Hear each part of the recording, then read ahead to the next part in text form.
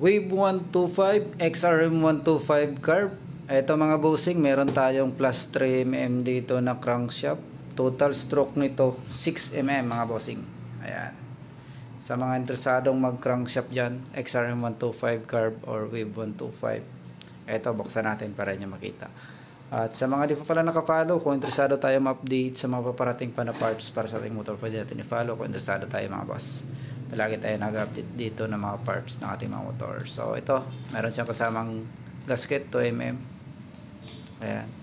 Pero possible hindi na ito magagamit. Siguro depende na rin mga bossing.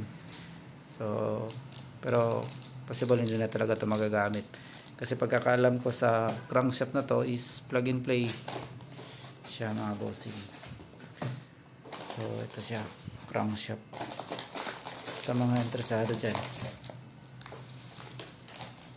Ayan. Ito siya mga bossing, yung crankshaft natin, pitch bike.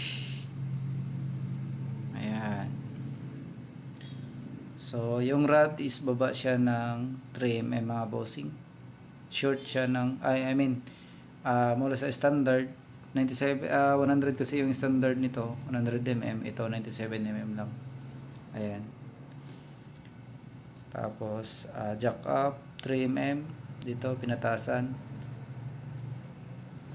Ayan mga bossing, yung ating crankshaft. So pagkakaalam ko nito, maganda to gamitin sa 5.7, sa mga naka 5.7 dyan. At plug and play din to. Siguro depende na rin siguro sa profile ng inyong piston mga bossing. Ayan. So yung plate na kasama, siguro depende na din talaga ito mga bossing kung magagamit nito or hindi. But ito, pakapin lang to. Ayan. Sa mga interesadong mag crankshaft dyan, Wave 125 or XRM 125 carb. Ayan, pitch bike. Plus 3mm, total stroke 6mm. So sa mga interesado nito, silipin nyo lang yung comment section or sa description mga bossing. So ayun lang mga bossing, yung ating update. Abang-abang na tayo sa mga paparating pa na parts para sa ating mga motor, sa mga mahilig mag-upgrade dyan. So dito marami kayong makikita. Actually marami na tayong post dyan sa,